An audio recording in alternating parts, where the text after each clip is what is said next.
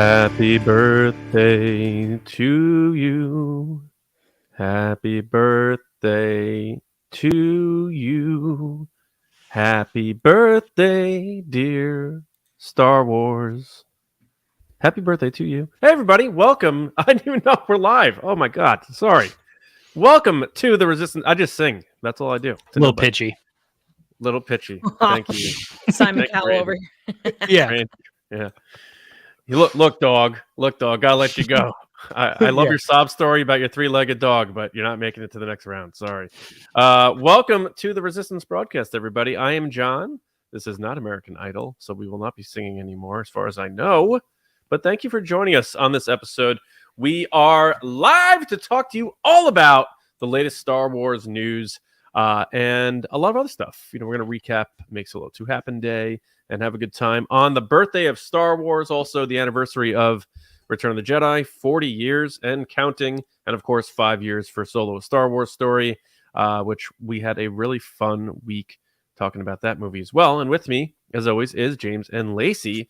James, speaking of Return of the Jedi, you rocking the Endor deal, huh? Oh yeah. For audio listeners, James can only be seen from the neck up because he's wearing full Endor camouflage. Little what do you call it? A slicker? What is that thing? It's the original green screen. It's the original green screen. Yep. Yes. I don't know what they're called. I say poncho, even though that's not correct, because I just think a windbreaker. I think like it's something along this. Windbreaker is probably the most correct. But it was a Celebration exclusive and it was awesome, and I got it, and it's camo, but I never wear camo. But then when I started wearing it, my wife noticed it but didn't say anything for a little bit. And then it was one day was like, she was like, "You've been wearing that. What's when you gonna start going with the camo look?" Yeah. Like she likes it? No, she just, I knew the day I put it on, it would be like me wearing I don't know, like a hat that you would like a pirate hat or something. And I'm, you know what I mean? And she didn't say anything for a little bit. Then she's like, so the pirate hat, kind of thing. Like, okay. Like, I thought you were saying camo before. It does things. Because sometimes as women, no. When our men wear a certain thing that we didn't know was attractive to us, it catches us off guard. And then we're like, wait a second. It's like possible. This? It's possible. Because I expected her to say something immediately, and she didn't. So maybe there was some processing time. I think she does like it. Well, there you go. I'm going to buy a starting sombrero. Tomorrow. Me complete head to toe camo all the time. She's like, so you look like you're in the army now, and you're like, yeah. So that's the Gilleran, I want to give off. You unboxed some Hasbro stuff. How'd that go? I did. Yeah, we have a video up now of my unboxings. Thank you so much to Hasbro Pulse for sending it to us. They were so kind. They sent it to us earlier in the month for Star Wars Day, but Star Wars Day expands into Star Wars month, and specifically a lot of these items were Return of the Jedi, so we decided to wait until today to kind of celebrate today's anniversary. But yeah, we have a ton of cool stuff that we're going to be giving away sometime soon, which is the Endor base. We have Han, Leia, a stormtrooper, biker scout. Sorry, not a stormtrooper, biker scout. Wicket, Lando from Jabba's palace. We also have a clone trooper phase 2 helmet, which kind of falls outside that Return of the Jedi, but it's awesome. And then Luke's green lightsaber. What about this thing? Throw it in the box. Whatever. But it's super cool. It's so nice of them. So look for some product reviews on the YouTube channel soon, and some obnoxious selfies from me with the lightsaber, because it's the best thing that's ever happened to me. One of. I thought I was the best thing that happened to you, but oh my gosh, guys, we just came from doing a poll. We just came from a poll chat. John is in a mood tonight.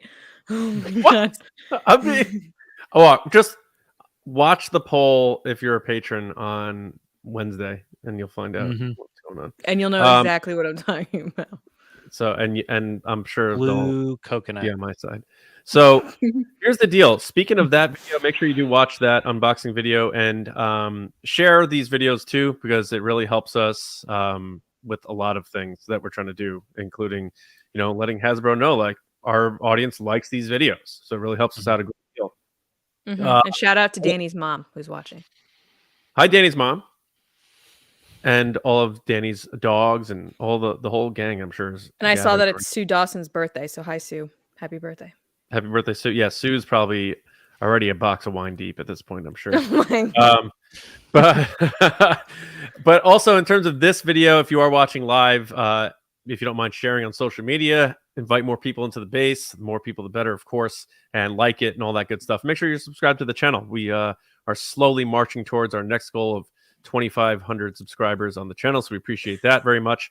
But before we get into the news, first thing we have to do is, obviously, as we said, say happy birthday to Star Wars, happy anniversary Return of the Jedi, and Solo. And speaking of Solo, I just want to get your guys sort of, now that we've had time to rest our thumbs and get back to normal, how do you guys feel looking back on Make Solo 2 Happen Day? Lacey, you were busy operating the TRB Twitter account pretty much all day. So how do you think the day went overall? And from my perspective, another very positive day, and people coming together to celebrate and root for, something that they intended to do. Yeah, I love Make Solo 2 Happen Day. Oh my God, slurring my words. I'm not even drinking. It's a great day of just fans coming together to celebrate a movie we really love and that we want to see continue. They had plans to continue the series, so despite what some people say online, it's not a demand. It's just a, hey, we want to see you finish what you started. We want to see these actors that are so talented continue on and get more jobs to play these roles, because they do want to. I mean, I was reading an article the other day on Fantha Tracks where someone had spoken to Jonas and he said, yes, please make Solo 2 happen. It needs to happen.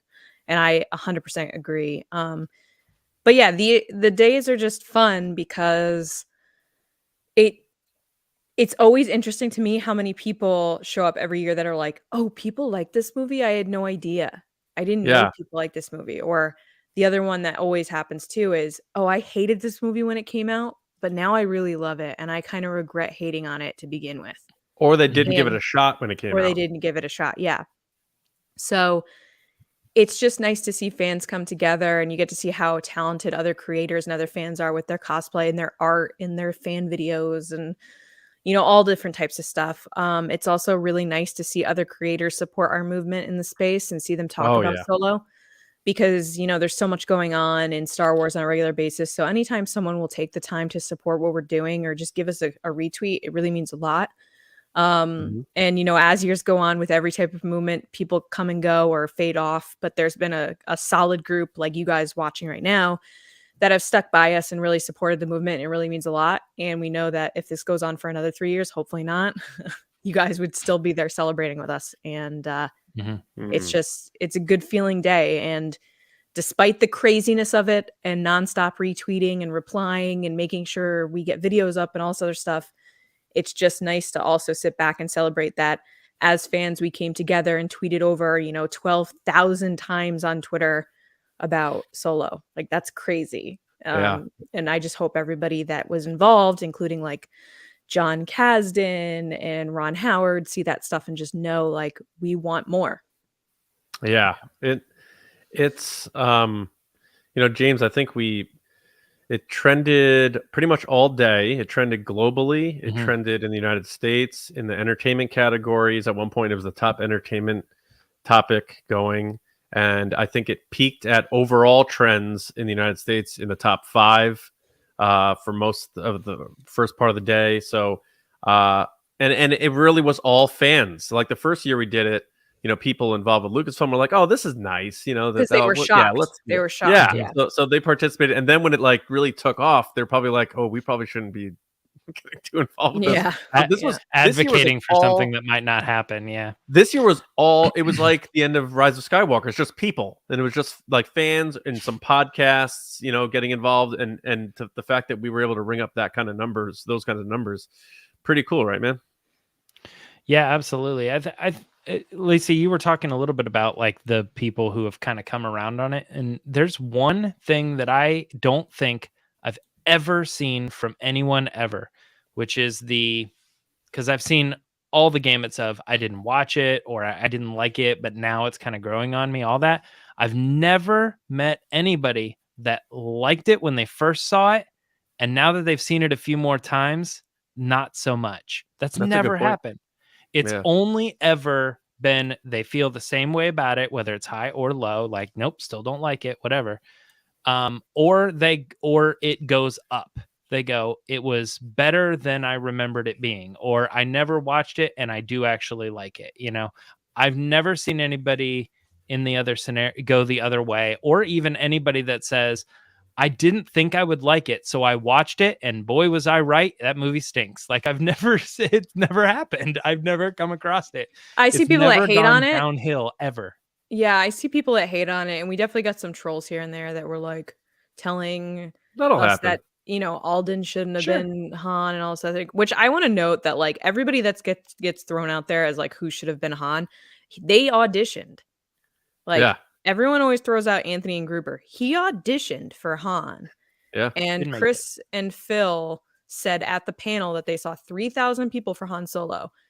And they saw Alden first, and then they saw him again at the end, and they knew he was the one. And the entire time they were doing all these people for like 3,000 people, they knew Alden was the one, but they wanted to keep their options open. So I think everybody just needs to give a little credit to the people that did the casting that like they were right. Yeah, I think they know what they're doing. Yeah.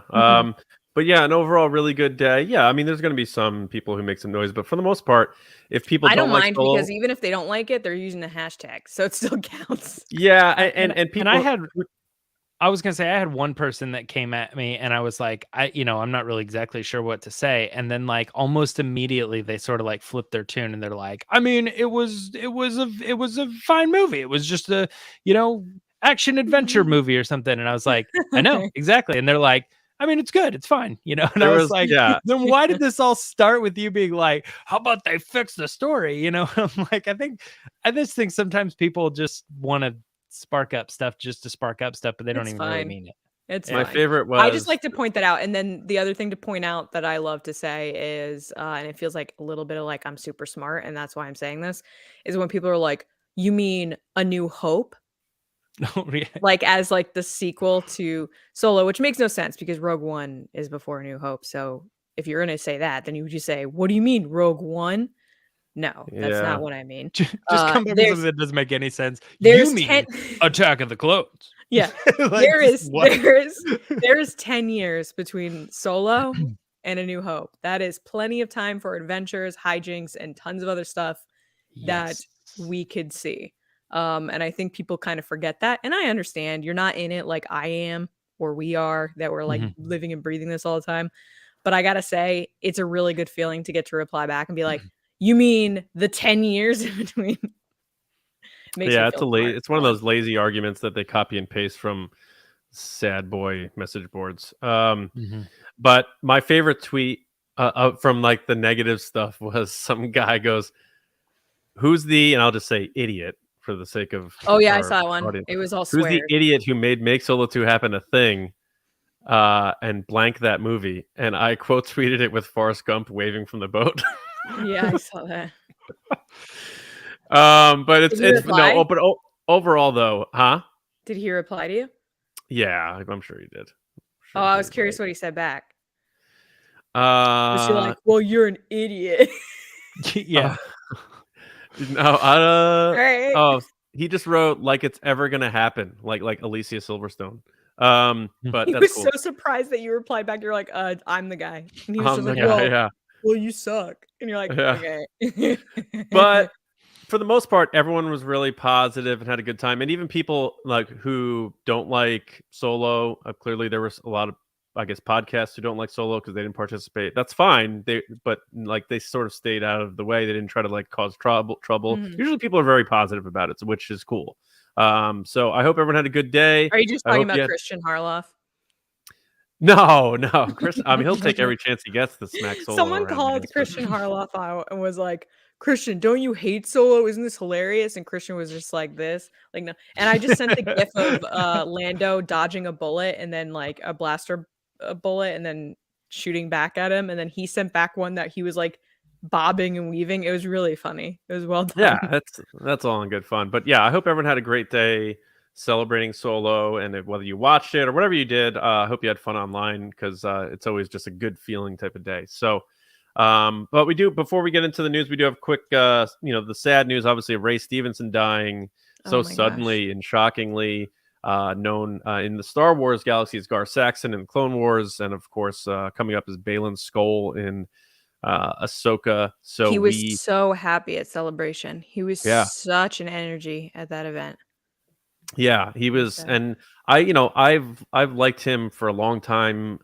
Dexter, I thought he was a great Punisher, even though Punisher Warzone wasn't the best movie. I thought he was a great Punisher. Frank Castle, he's been around for a long time, and he seemed to be very liked by all of his cast and everything. So it's going to be bittersweet to see Ahsoka, but I hope people enjoy seeing his character in that show. So I don't know if you guys want to say anything about Ray Stevenson, but rest in peace from us here at TRB. It's so sad, but I think the best way to honor him is to enjoy Ahsoka for what it is, and for the passion and energy and life he put into it. Yeah, no it's doubt. Gonna make the show harder to watch, but also at the same time, it will give like a lasting memory to when we watch those episodes. Have they said yet what happened? That are the people's last roles and stuff. They said he got an illness. He was filming somewhere in the UK. It might have been Italy, and he got an illness, and they didn't specify what exactly it was. So I don't know. Oh no! I wonder if it was like a situation where it's like they didn't think it was that bad. I don't know. Like a Jim Henson, he's like, "Oh, I'm fine." I know, yeah, or like John Ritter, same type of weird. It's weird how that can happen, but because it starts off as like a simple stomach ache, but ends up to be a bacterial infection or something. Anyway, I don't mean to go into the details. No, but like watching The Last Jedi after Carrie Fisher died, or watching it's rough. Or The Dark Knight. Watching that, I remember like just seeing the theater. Like it's weird seeing someone is gone, and you're seeing something they're doing for the first time. Right. It's very bizarre. A piece of them on TV or on screen. Yeah, but so rest in peace, Ray Stevenson. Obviously, we're really looking forward to seeing what he did in Ahsoka in a couple months' time. All right, so let's get into the news. We have some interesting stories to hop into, so let's get after it, James.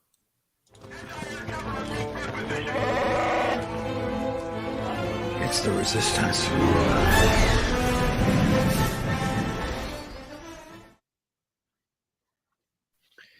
Well, if you saw the thumbnail on our live episode tonight, you might be looking at Obi-Wan Kenobi in a theater potentially soon. Now, this story.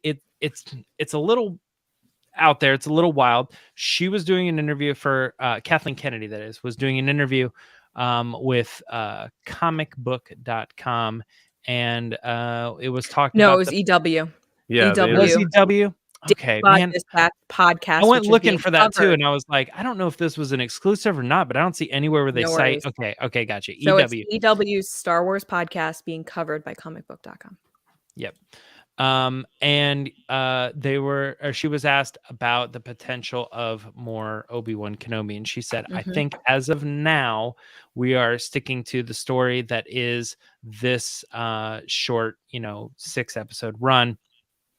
But you never know.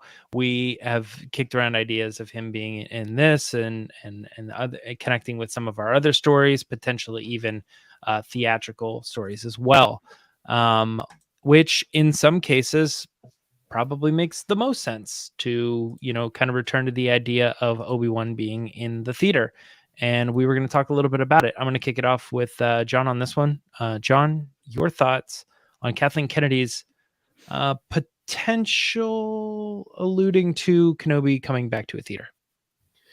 So it's no surprise that she's going to leave that door open, because Ewan McGregor has been very open and forthright about, I think we could find more stories in there before I turn into Alec Guinness. And, fans love Ewan. He's one of the most popular Star Wars actors right now, if not the most, next to maybe Hayden Christensen. I have no idea. It's wild that we're even saying that right now. Like, I think if Harrison Ford walked on stage and Hayden Christensen walked on stage at Celebration, Hayden gets a bigger pop, which is nuts to me, but I love it. But yeah, so her comments are very interesting because she said maybe we end up doing something. And, Kathleen Kennedy, sometimes, you get one interview and then a year later it's a different thing, but we won't get too far into that. But maybe we end up doing something that gets incorporated into some of the other stories that we're doing. So that first one is the one that stands out to me because it's like, well, what stories are you doing in that timeline? Are you going to explore Crimson Dawn? So could we get Obi-Wan interacting with Maul again? That could be interesting. But you can't have Han and Obi-Wan interact. So you got to make sure that that's not a thing. But the fact that she said that, because you're not going to take Ewan's Obi-Wan too close to Alec Guinness's. So they're developing, obviously talking about something in that Obi-Wan solo time frame as far as stories go. That's how I read that. So that's very interesting. I don't know. I would love if they had expanded upon that. That would have been very cool to hear. But then she says, or eventually into a movie, which is funny because it was a movie. It was supposed to be a movie from the beginning. But then she said, but who knows? I think you probably know, Kathleen Kennedy. You're the president of the studio. So you probably know more than anybody. Say. Who knows? Who knows? We're the ones who are supposed to say who knows, not you. You do. You're writing the checks. Yeah, you do. But jokes aside, she said right now it's still our standard standalone limited series. And she says we have no plans for expansion right now. I think they'll do more Obi-Wan. I don't know what, but clearly with what's going on with Disney Plus versus their Iger's push to get things back into the theaters, I'm not really sure what's going to happen here. But I'm just going to leave off my thoughts with very ears raised at the whole. Maybe we end up doing something that gets incorporated into some of the other stories we're doing, which again has to be in that sort of timeline there. Very interesting. Because I remember James pointing out, if they do come back with more Kenobi, I think you got to do it with Maul, or how do you top the Vader from season 1? And it could be Andor. I would hate to see Obi-Wan and Andor, but that's just I'm just saying, because that is the time period, and they're currently working in that time period. And that's only 4 years before. That's getting really close to Alec Guinness. So I don't know, but those are my thoughts. I want to hear what you guys think. Go ahead, Lacey, James. go ahead. Oh, all right. My thought on this was that Vader wasn't always the best listener when it came to following Palpatine's orders. And Palpatine said, I want you to back off of Obi-Wan. And Vader said he will. But I could see them going into one theatrical 2-hour thing where they encounter each other again or something along those lines. And then like at that point, it's like, what else do? You can't, you can't. I mean, we're already at that point, but I'm like, if you were to just figure out one more way to just sneak one more thing in, So for me, if somebody says we're toying around with a way to bring Obi-Wan back to the big screen, then I go, okay, how could you incorporate Vader? And my thought is just, Palpatine told him to back off of Obi-Wan, but I've read too many books, too many comics that talk about what Vader's thinking and what he's doing and how he's working on the side. I mean, we all played Force Unleashed, and it's like Vader had a secret apprentice that he was training for a while, It's like there's other things that you can do where like he's still following Palpatine, but he's got his own thing going on, and he really wants to get to the core of this other thing. And maybe at that point, that sort of solidifies the end of Kenobi, because at this point, he knows Kenobi's out there, still alive, but it's Palpatine that says, don't follow him anymore. And he's like, okay, I think maybe if you get the movie, you get something where he thinks Kenobi's dead for sure. And maybe even like wins the fight or something. I don't know. But it's tricky because you got positive Obi-Wan now. He's like in it again. So I don't know. Yeah, you could have. Yeah, I don't know. Messing with Vader sounds tough, but hey, look, you want to bring Ewan McGregor back and say that the main villain is Darth Vader, and this is truly the final theatrical battle or something. I'm there. I'm gonna think that's awesome. Let's go for it. Yeah, Lacey? This is tricky because I feel like we've gotten to the point with Lucasfilm and in general with pop culture that they've been thriving a lot in the past 6 years on nostalgia and on specifically millennials and older age group of, hey, what was cool when they were younger? We're going to bring that back. So I feel like they're at the point now that they never want to say never. We heard Ron Howard say it at Celebration. I remember one of our listeners and friends, Kyle Baker, had posted a video of Ron Howard at Celebration saying about Solo, never say never. If there's one thing that we've learned, never say never, because obviously Willow came back. I feel like Kathleen is now playing it safe by saying, oh, well, I'll never say no. But at the same time, I feel like during the press stuff with Kenobi, Deborah Chow was very adamant that it was a one-time thing, that they weren't going to do any more. It's Ewan McGregor that seemingly was pushing it. And I think Disney that was pushing it.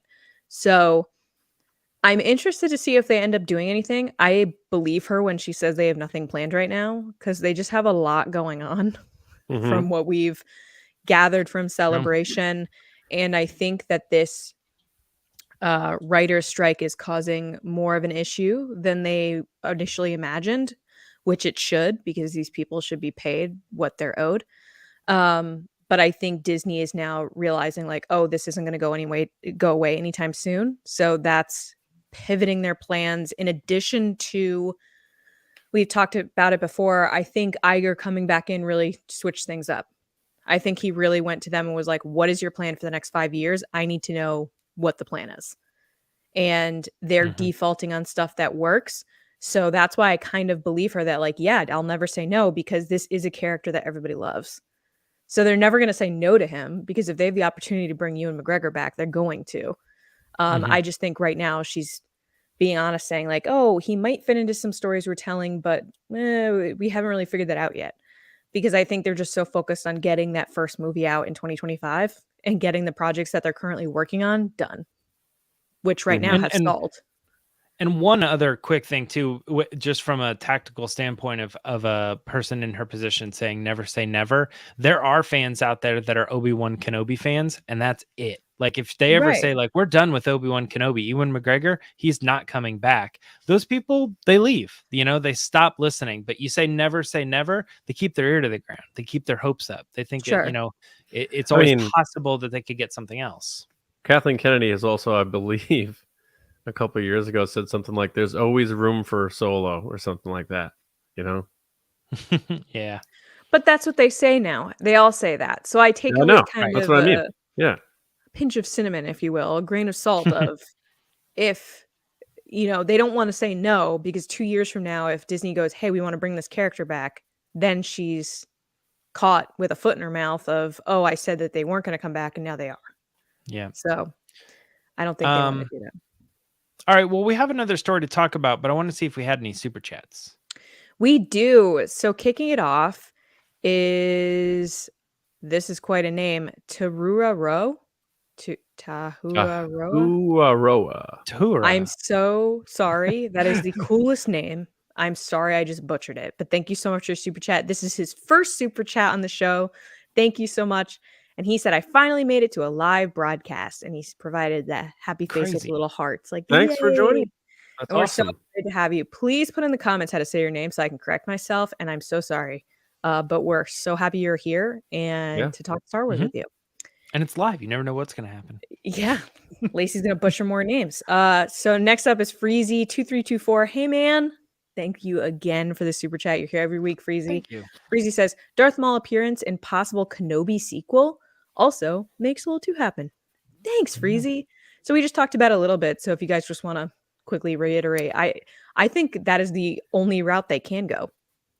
Yeah. And I know people talk about the fact that Maul finds out about Kenobi still being alive in Rebels and stuff, but we've seen them wedge another experience in between that before. For forever, Darth Vader saying, "I sense something, a presence I've not felt since," and that was supposed to be when they fought at the end of Revenge of the Sith. Yeah. And then they fought twice in the Kenobi series.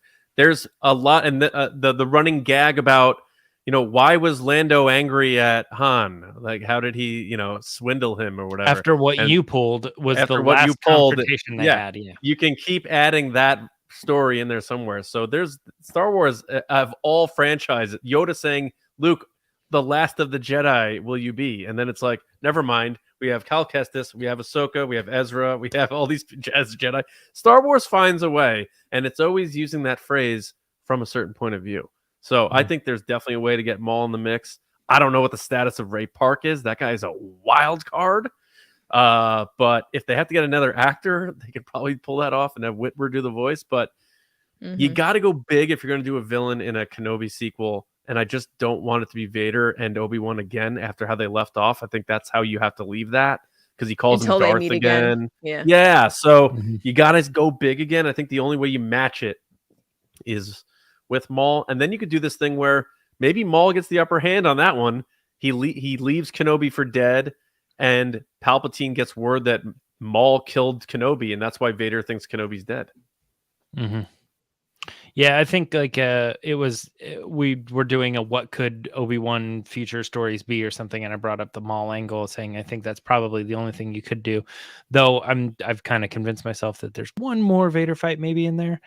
But the thing about Darth Maul that's interesting is, like, you have the whole Crimson Dawn thing going on, and we know he's leading the crime syndicate, and we know he's been involved for a while because of the Clone Wars and other stories like that. And then when it gets into the comics, we saw that he lost all that.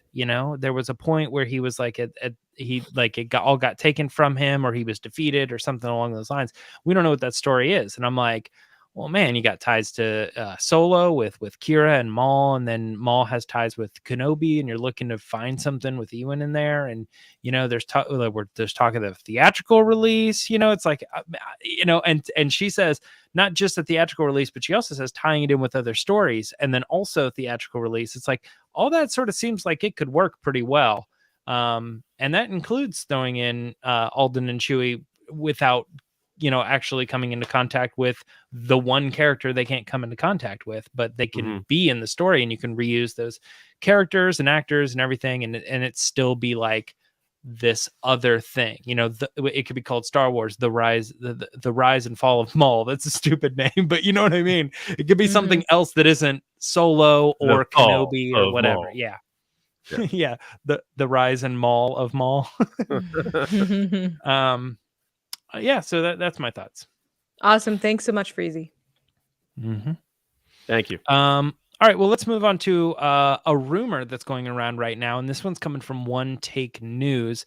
Today, they are reporting, I think, Tamara Morrison is going to be returning for the Ahsoka series, and they are saying that he will be returning as the character Rex, although they're saying it's open to him playing other characters as well, but they're saying Rex at the bare minimum.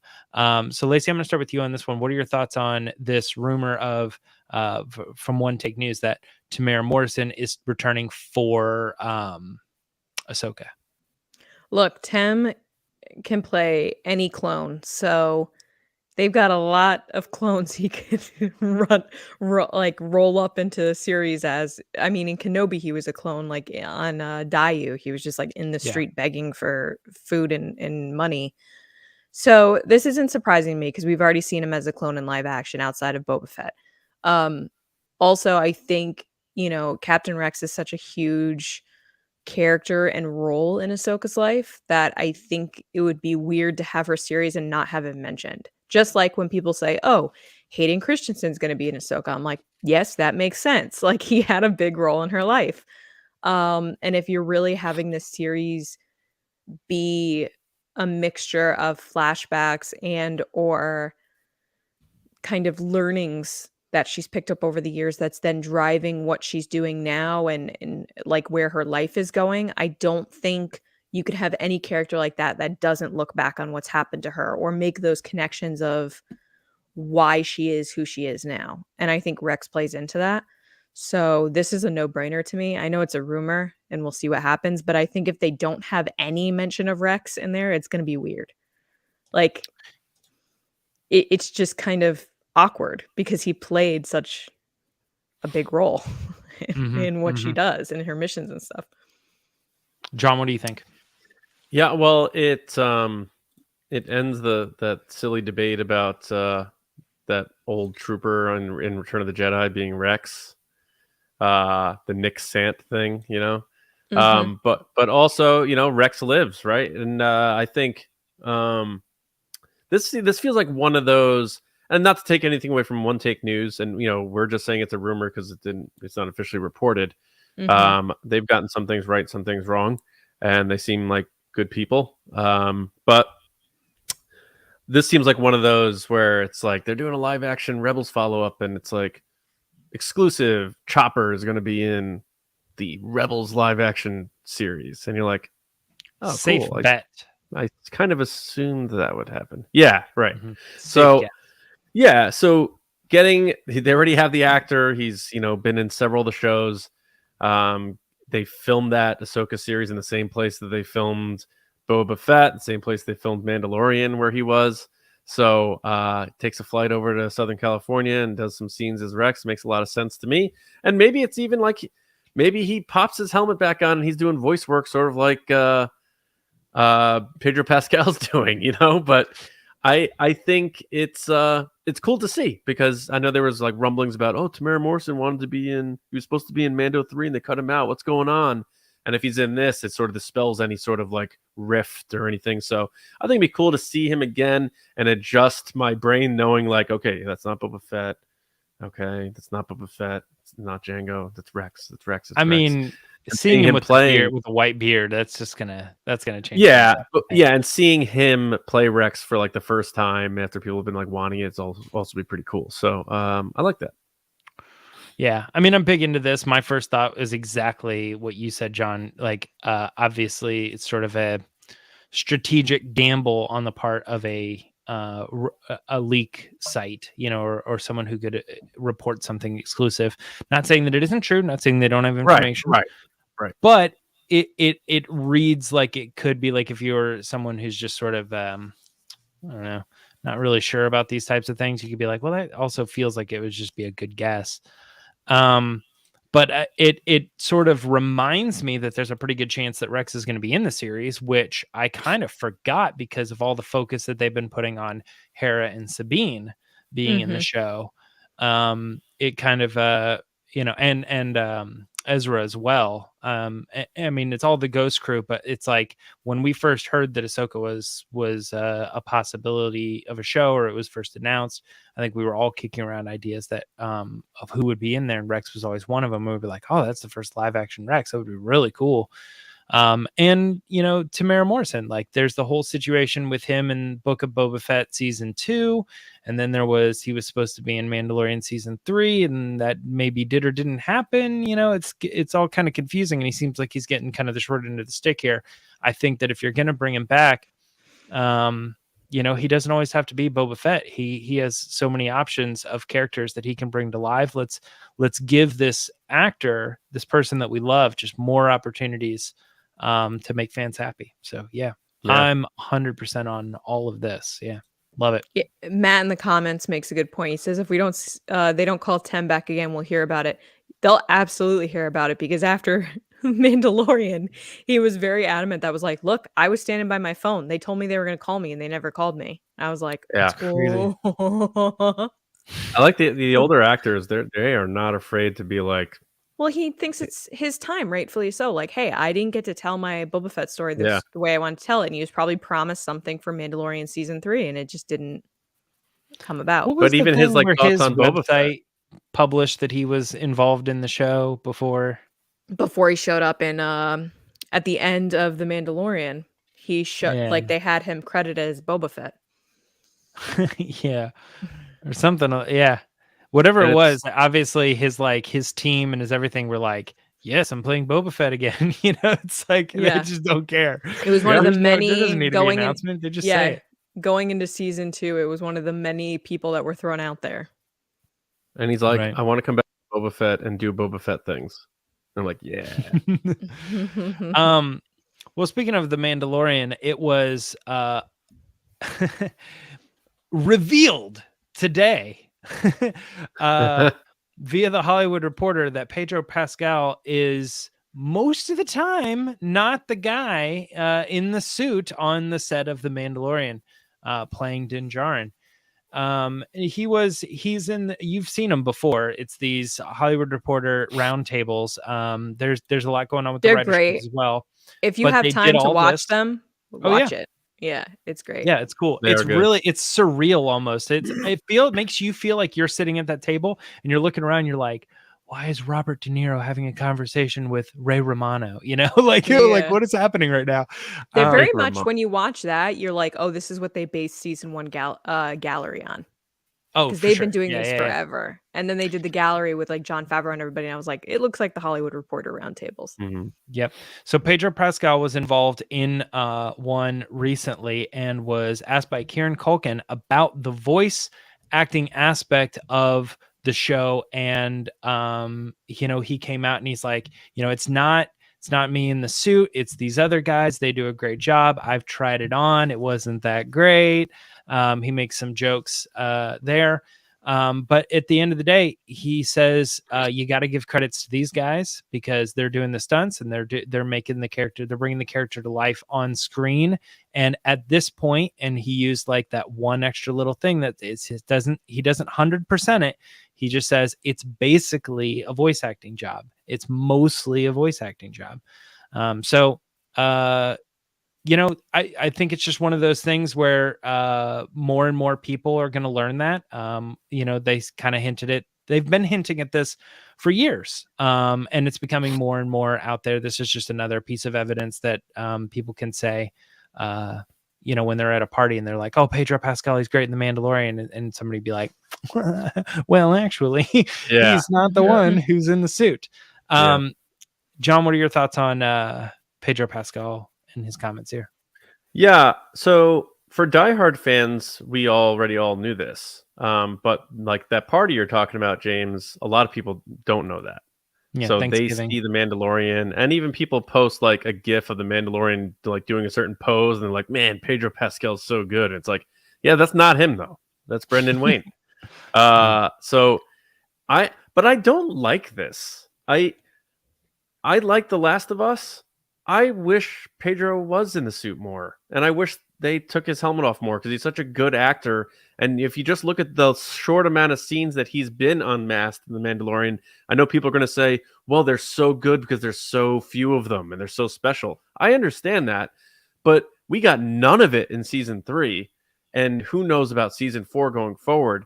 I wish he was there more, but I am glad that Brendan Wayne and Lakeith Crowder are getting the credit they deserve because, for years, David Prowse, was built right alongside James Earl Jones as Darth Vader, and he signed all the autographs and did the photos with fans and stuff. And I want to see these guys get that credit they deserve too, because they're in those suits, like walking around doing these action scenes. That's really tough stuff.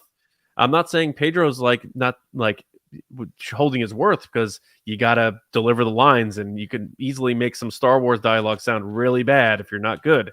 And he's good. So that's all good and well, but I want to see more unmasked Din Djarin. So I hope they get him down for a few important scenes in the last couple of seasons or whatever they end up doing of this. And of course, I assume if they turn this into a movie, he's going to be heavily more involved because it's a major motion picture. So I think that will change there a bit. But it's fine, and it's something we all knew. Even dating back to season 1, we had heard rumblings that he wasn't on set at all for other, filming complications, and that's fine, but I like that the general audiences get this in this type of thing. Because like Lacey said, a lot of people, including myself, love these roundtables, and they could be watching that just for Kieran Culkin because he's white hot off of Succession right now, or whoever else is on that roundtable, and then hear Pedro Pascal, who's also white hot right now, and hear him say like, yeah, I'm really just the voice. And then those people be like, whoa, my mind just got blown. But here we are, like diehard Star Wars fans are like, old news. Yeah, We knew this 4 years ago. But you got to remember, we need all the fans to get all the correct information so that people aren't running wild with these rumors that Pedro hates being the Mandalorian and stuff. It's like, now let's get the honesty out there about what's really going on so that we can just have the truth. And I'm comfortable with all this and him saying that. I just hope it's not one of those things where he's like, oh, I can just go on and do other things. All I need to do is do my voice on this. And I'm not saying that's how he feels, but I do want to see some more unmasked Din Djarin moving forward. Mm-hmm. And Lacey, what are your thoughts?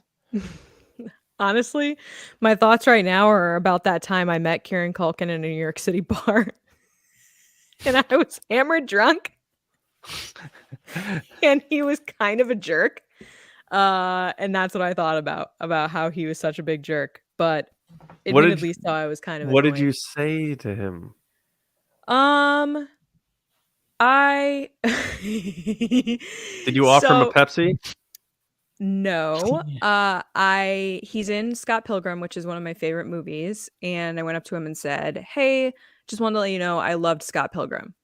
And he was just like, "Okay." And I was like, "I just really love that movie." And I asked him for a photo, I think, and he had a scarf on, and he took the scarf and put it around my neck and then pretended to choke me in the photo.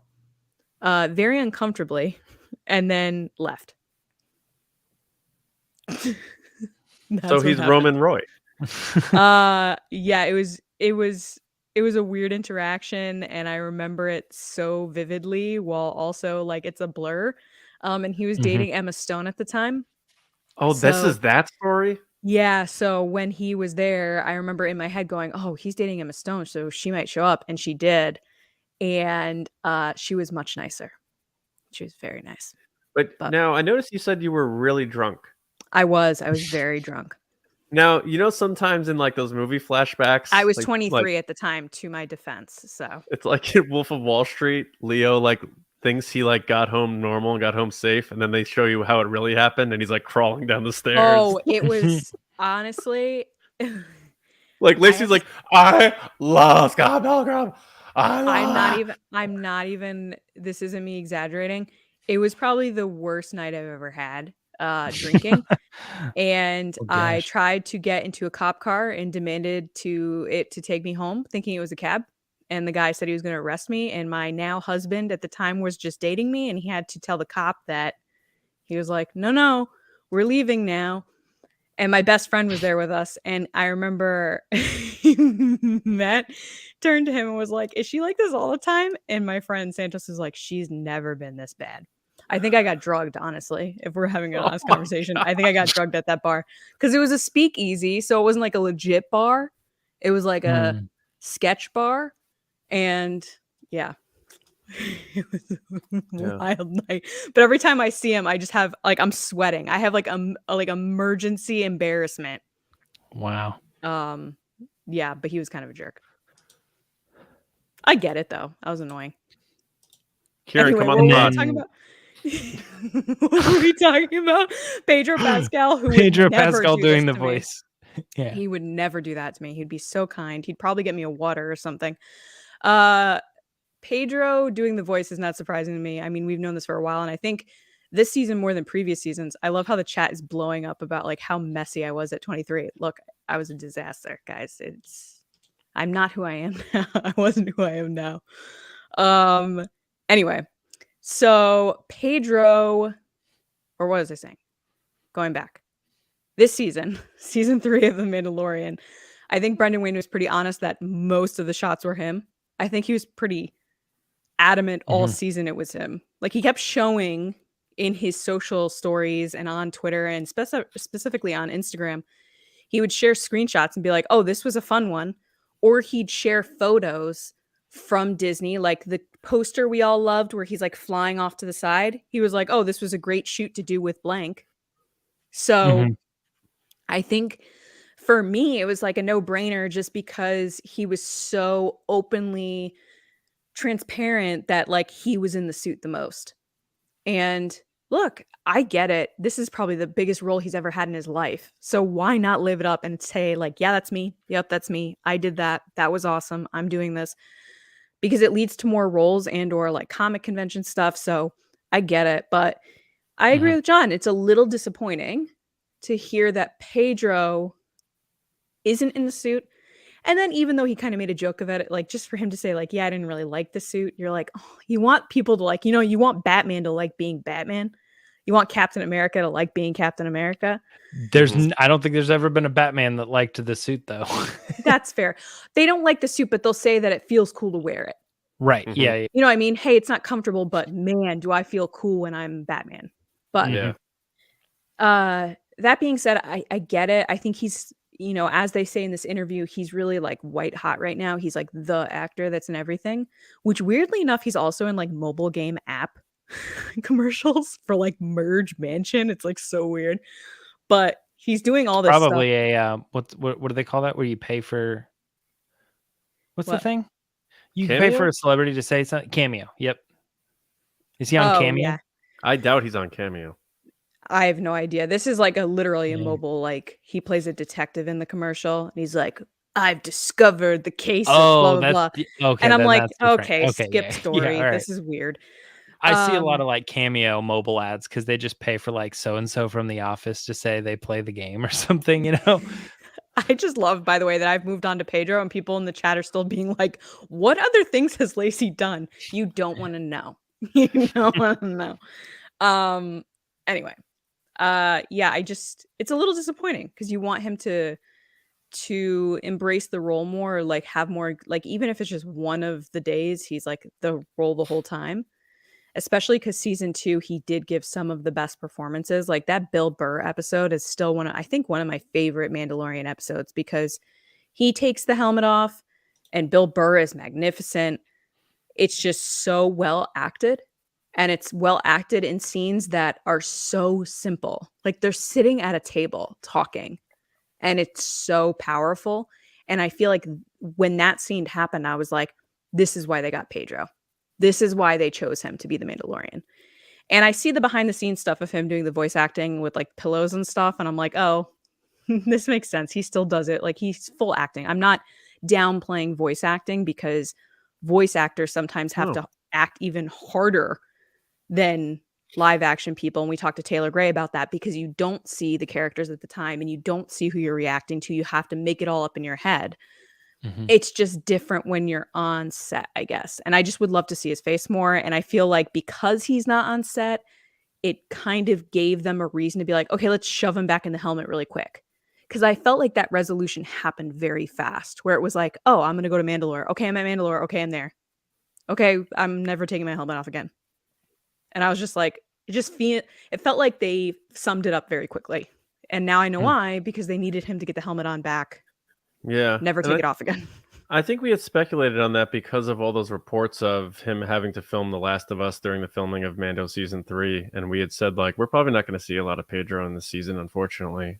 He said that in the interview too. He goes, which is sort of great because it allows me to do other work. I know. And that's almost still felt like there was a scheduling thing. Yeah. I only have 2 like really quick things. My first one being that I don't mind Pedro not showing his face in the show. Like I think that I didn't watch Game of Thrones, I didn't watch Narcos. I don't have any sort of connection to this actor. I only really know him because of the show. Now he's obviously been in other things since then, but when I heard that Pedro Pascal everybody was reporting and like, oh, it's the guy from, you know him from, and I'm like, I didn't watch any of that stuff. So it's just some guy to me. So to me, when The Mandalorian started, it was a story about a guy who has this oath that he never takes his helmet off. And to me, that has been the ongoing story. Occasionally he takes it off for these reasons or whatever. And I think it hits me in those moments. But when he puts the helmet back on, I'm like, but we're right back to the character who never takes his helmet off. And that's his oath. And that's his mission, you know, his whole thing. So it never really bothers me. I've never felt like he needs to be someone who they're flaunting him around and taking his helmet off. We talked about the Halo thing too. It's like at some point, I think like you take the character off because you get a big actor to play it, it takes away from what the character is, because the point is that the character doesn't want to have their helmet off. So the other thing that I was going to say though is like, sometimes, do you guys remember the Vanity Fair photos of like, say, The Last Jedi, and it would have like Captain Phasma, but like she would be there with like without her helmet, and they did some of that stuff. I was like, I'm honestly surprised that we haven't seen more of him just with like in these interesting photos of him just without the helmet on, just for articles or promoting the thing as well. Mm-hmm. Yeah. Because like what you guys are saying, you have this big actor who sort of, you know, is the character, is known as the character. So why not just go ahead and market that up? But they don't even do that. They like all the images of the show have him with his helmet on and stuff. And I know it's not, they don't want false advertising, but they didn't mind it when it came to The Last Jedi, which is the next big Star Wars movie after Force Awakens. You know, they had, but it wasn't the lead character too. I don't know. But anyway, that's all my thoughts. Now, I do want to remind everybody that after we finish up Resistance Report, which is going to be after our next story, we're going to be doing a couple Ask the Resistance questions. So now is the time that if you're in the live chat, you should probably throw in a question that you want us to ask, or want us to answer. But make sure you tag it hashtag Ask the Resistance so that we know it's a question that you're wanting us to ask on the show. So get those in now. And while we're talking about the chat, do we happen to have any more super chats? We do, but I think I'm just going to hold on to it for Ask the Resistance, just so that we can get through the next story. There we go. All right, so let's move on to the last story here, which is Kotaku.com, which is a very popular, very well-known video game site, having a story where they're saying that Ubisoft open world Star Wars game could actually be arriving sooner than you think. Right now, their inside information is that Ubisoft is planning to release a big title by the end of their fiscal year, which is March of 2024. And it so happens that they have said a few things about it, like it involves space travel or something along those lines. And so it led the authors to think that when you look at the list of all the upcoming games that they have on release, the one that would make the most sense for what we know about it, which is what they've said about it, not publicly, but behind the scenes, it seems like it's probably that Star Wars game. Although they say it could not be, but March 2024 might be the time when we get that big open world Star Wars game. Lacey, you are up if you want to talk about Ubisoft for a second. What do you think? Yeah, this is interesting news. They do have their event coming up next month, which one of our listeners, Miles, had asked last week about this, specifically thinking if we would see this game or hear an announcement about it next month at their big event. And I think we will. I said that last week. And from my understanding, which the funny thing about this article is, again, it's on GameStop or GameSpot, which is then quoting Kotaku, which is then quoting. It's so funny now how articles work. Oh, but gosh, yeah. It's like this person said this, which also was referenced on this, which then, anyway, that being said, it's interesting that internally it seems like Ubisoft is talking about how they need another big hit.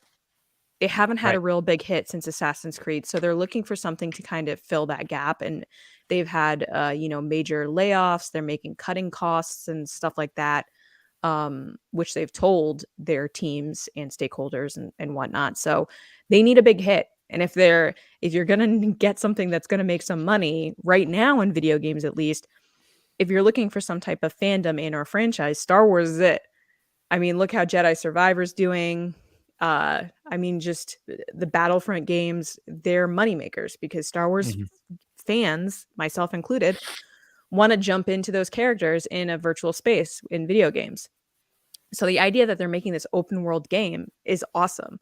I did notice, though, at the end, they do mention a couple other games are kind of up in the air with the Star Wars Eclipse from Aquatic Dream, or not Aquatic Dream, and then Star Wars Quantic Dream, and then Star Wars FPS from Respawn, which is probably the thing that I'm the most excited about because I love first-person shooters. I'm a big Battlefront person, And I remember recently that it had come out that they were making another Battlefront, and then it got canceled.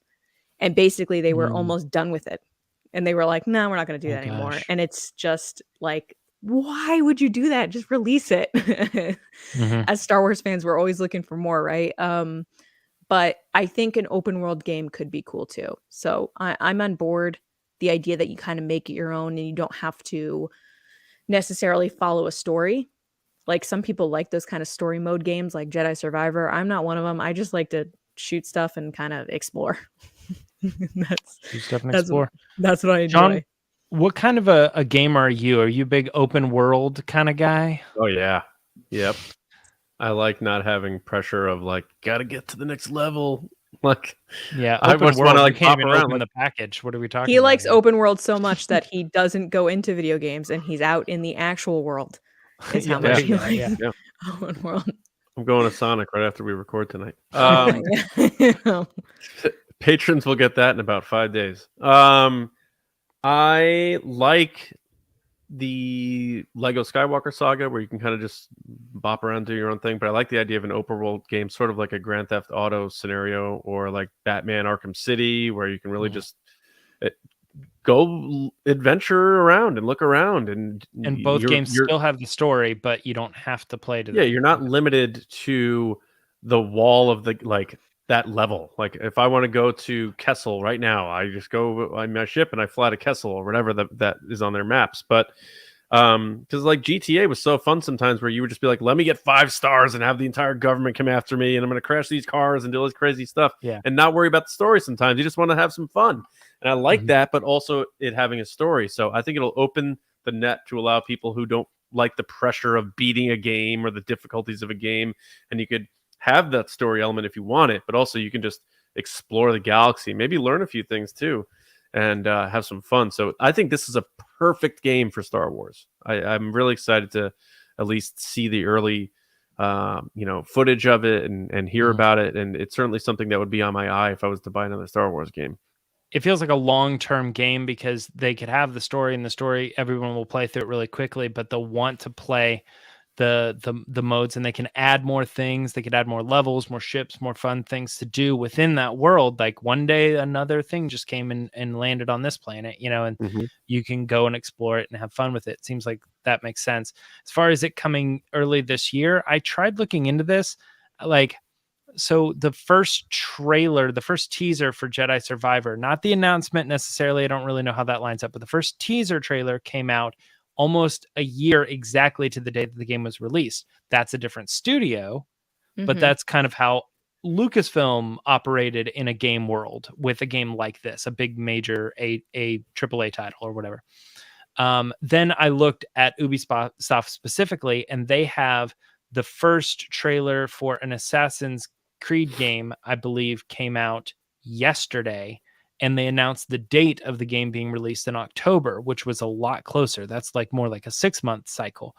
So it sort of lines up. If they're hoping to get this game out in January, February, March, early before the end of the fiscal year, then you're looking 6 months in advance. That would be somewhere around like August, October area.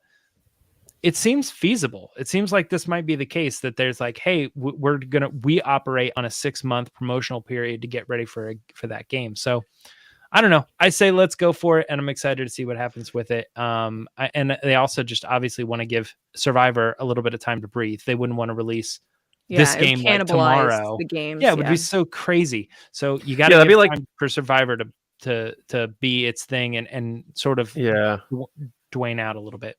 It'd be like releasing a Star Wars movie 5 months after another Star Wars movie. Crazy. Doesn't make sense. Yeah. Like a Super Bowl commercial and a Denny's menu, and then that'd be it. Yeah. What's up, Denny's? What's up? All right, guys. Well, that's going to end Ask the Resistance, or I'm sorry, that's going to end Resistance Support. Let's head into the next section, Ask the Resistance. I've been wondering, what are midichlorians? Things that swim inside your body and make you powerful. All right, Anakin. Yeah. Welcome to Ask the Resistance. Lacey, am I just going after it here? Whatever you want. Let's start with the super chats then. Oh, yes. I actually am dumb and clicked out of one. Let me bring that up first. Because I just like cleared it, you know, so I would anyway. Yeah. Mickey, how's it going, Mickey? Miss you, bud. Thank you for the super chat. He said, "Hey guys, Mickey. rewatched Solo this week because of course that mall scene still gives me goosebumps. The first time I saw it, I never saw it coming. I was the shocked emoji that day. Love you guys. We love you too." Funny story about this, Mickey, is my husband has an ongoing joke with me that all he knows from Star Wars is Maul and Jar Jar. And every time I talk about something Star Wars related, he goes, "Is that the one with Maul in it?" And he came to the movies with John and I to see Solo. And at the end, Maul shows up and I did one of these to him. And he goes, "Who is that?" It was years in the making, guys. Years of being like, "Oh, Maul, right? The one with Maul, right? The one." And I was like, "You've got to be kidding me." Anyway, so that's how his knowledge of Star Wars is. So what were you guys' reaction to that? I thought it was really cool. I was shocked. I wasn't sure. I remember, I'll never forget sitting in the theater and you hear the voice and this first line, whether it was like yes or whatever it was, and I couldn't pinpoint it, but I'm like, that sounds familiar.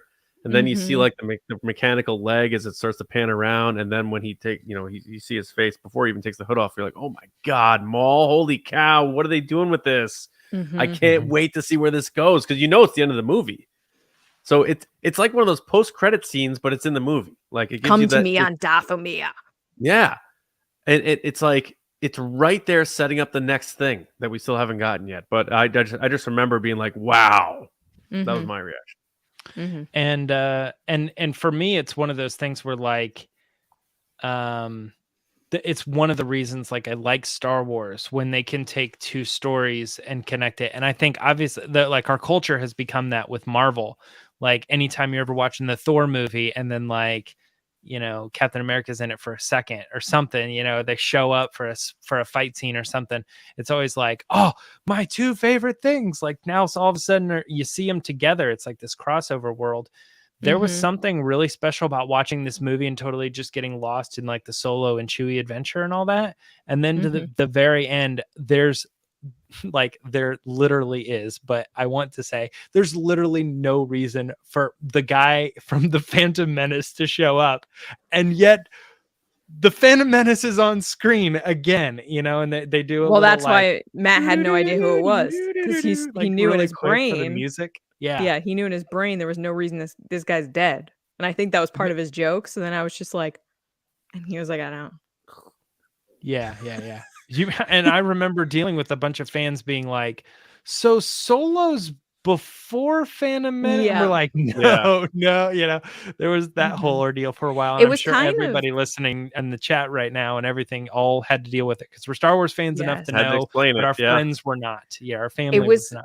It was kind of the first moment in live action, I feel anyway, that really was like, you need to go watch the animated shows now. Like, you have to go watch those, because nobody knew what was going on. Yeah. Whereas sometimes you can get away with it because it's like, oh, you don't really, like we talk about with Mandalorian, they do it so well that like you don't have to watch them. This was something that like you needed the explanation, because the dude died. You don't need to have seen Rebels to enjoy Rogue One. But when you do, you see like the Ghost and you hear General Syndulla and stuff, and you're like, "Oh, and there's Chopper." You know, it's like that's cool. Yeah. It's an add-on.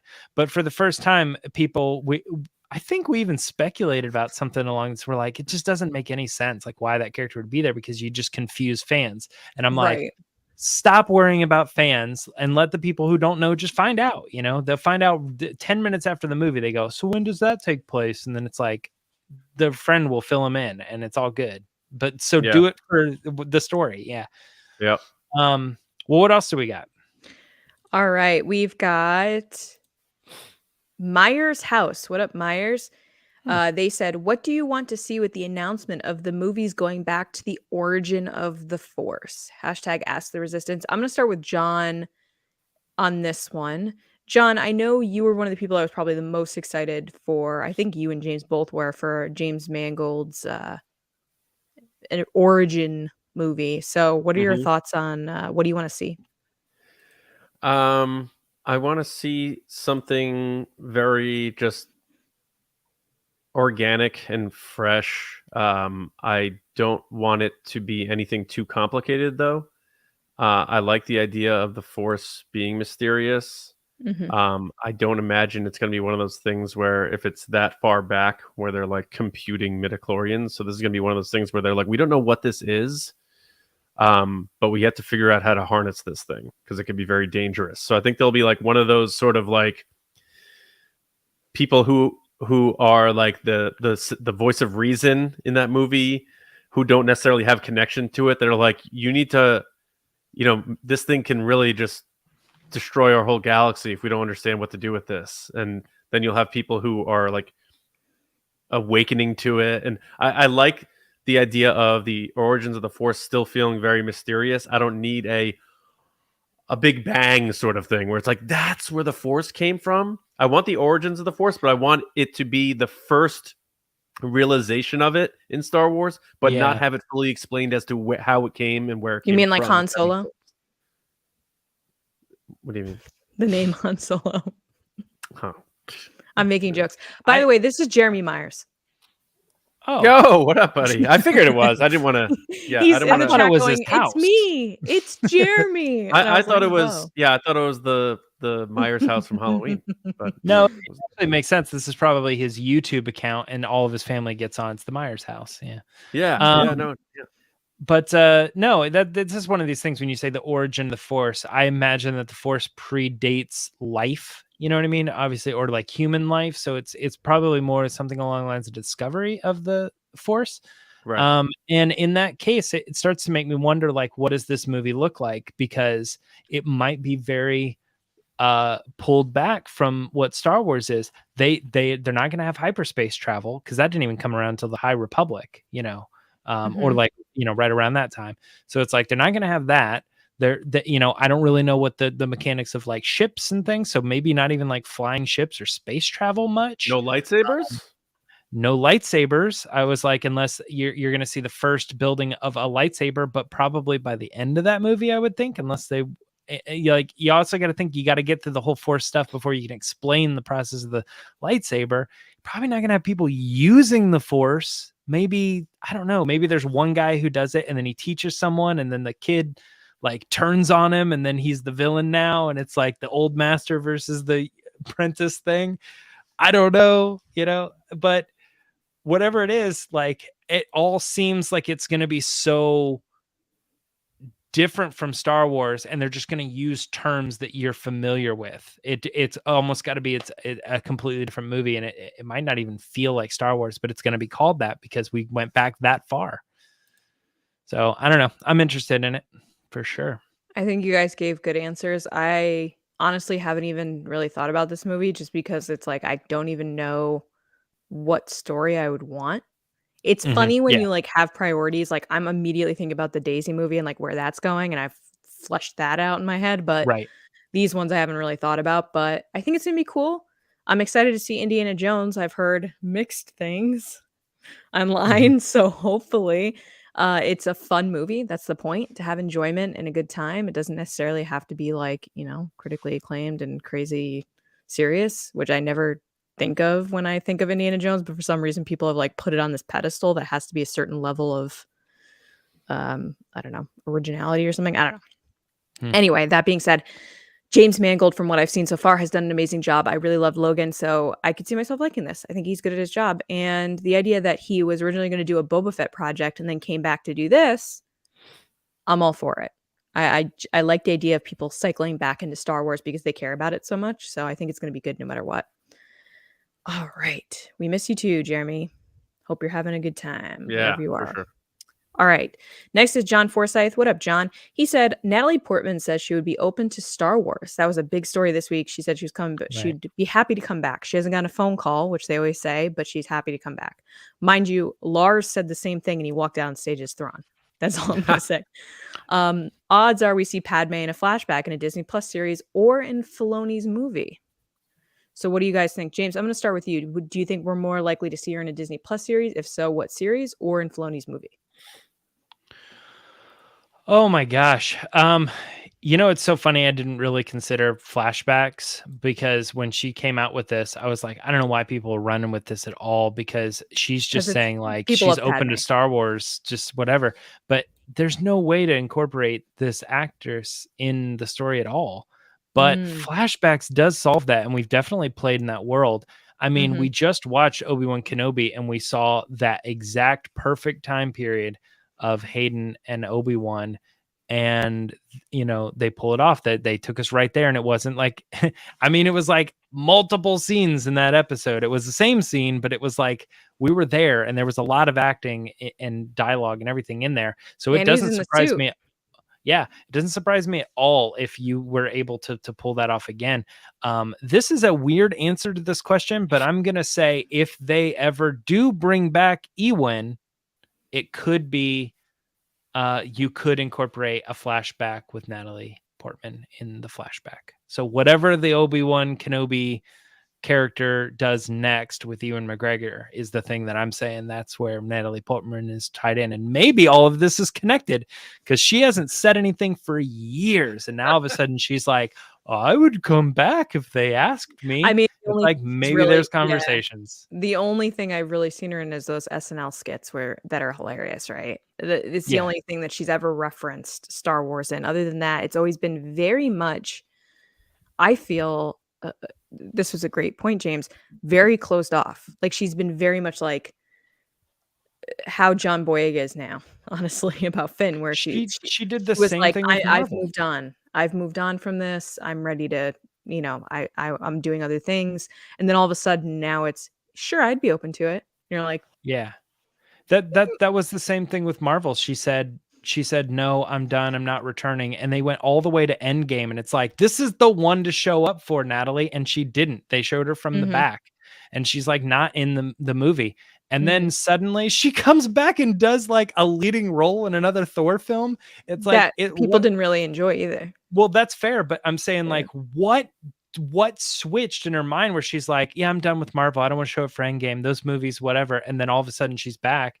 I don't know. I mean, yes, but that's what I'm getting at, John, is now why is she talking about coming back as or returning to Star Wars when she's a dead character that is in a time frame they couldn't possibly, you know what I mean? It just seems strange. Why now? Quote Harrison Ford, I got paid. Yeah. I think if they were going to find a reason to use Padme for a flashback, it would have been in Obi-Wan Kenobi, seeing Vader in that back to tank, seeing him in that his castle. Those are the moments that you think of from the comics, where he has those flashbacks. That was the time to do it.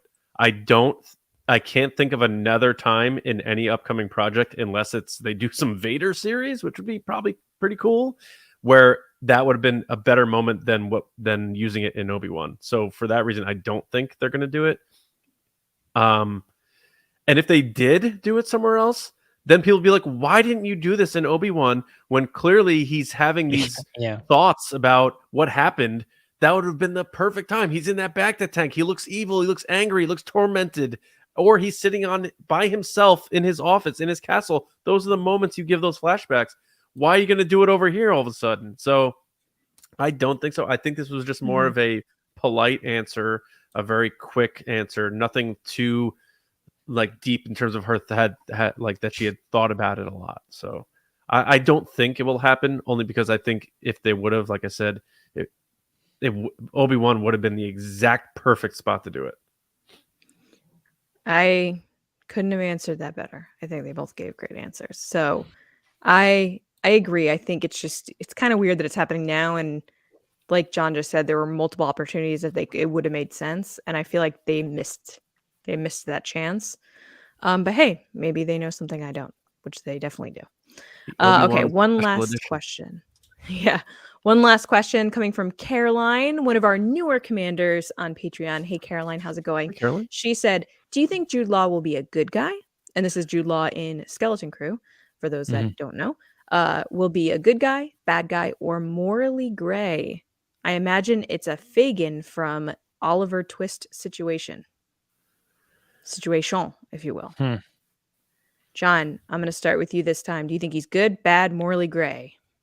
I think he's a good guy. I don't think this is going to be one of those big twist type of things. I think he's going to be the one there to help guide the kids back home and stuff like that. I don't, and seeing sort of the relationship he had with the kids on stage of Celebration, it seemed like that they were sort of like this bonded group. I don't think it's one of those like things where it's, oh, we think he's good, we're not sure. I think he's the good guy. I think he's gonna be the lead adult protagonist in this show for these kids and help them in this situation. Because I believe someone had said, the good thing about these Amblin movies is it's not movies for kids. It's movies where these kids are launched into these impossible situations.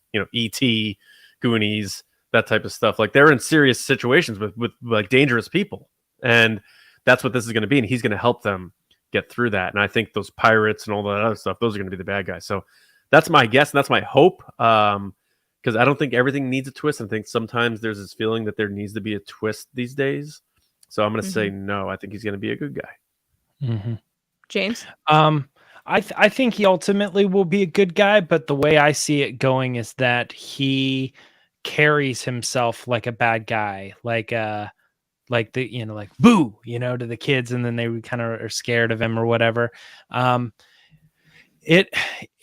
think there could be things that he maybe has done, and he conflicts with himself a little bit, but at the core of it, he is a good guy, and some of those things carry off, almost kind of like Anakin saying like,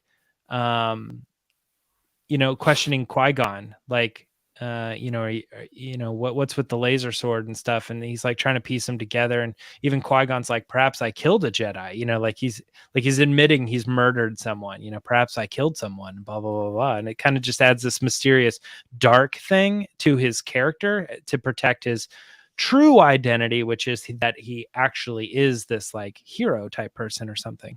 So I foresee this character being a very mysterious, dark person that the kids are not sure about. Yeah.